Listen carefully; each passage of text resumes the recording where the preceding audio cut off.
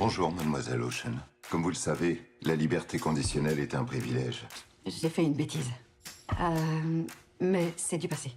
Eh bien bonjour, nous sommes au Ciné 17, là où sort ce mercredi, enfin l'une des salles à Genève où sort ce mercredi Ocean's 8 de Gary Ross, qui est un film qui fait partie d'une franchise, pas tout à fait une franchise, une série où il y a eu Ocean's 11, Ocean's 12 et Ocean's 13, qui étaient les trois réalisés par Steven Soderbergh, et les trois avec George Clooney, Matt Damon et Brad Pitt.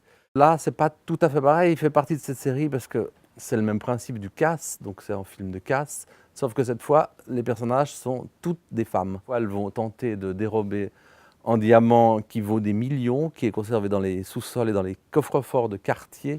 Dans 3 semaines et demie, le Met organise son grand bal annuel. Et nous allons le braquer. Pas le bal lui-même. Le coût de Daphne Kluger, Estimé à plus de 100 millions de dollars.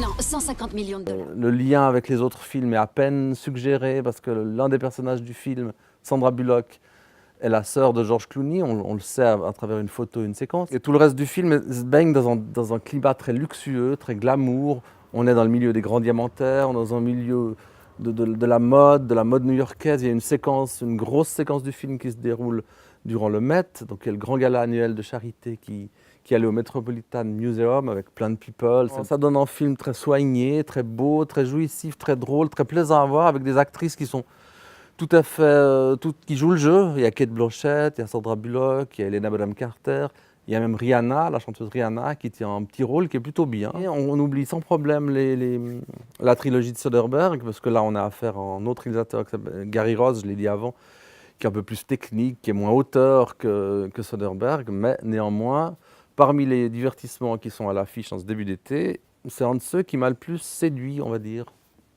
Donc je vous le conseille. Nous ne serons pas suspectes de ce crime. Point barre.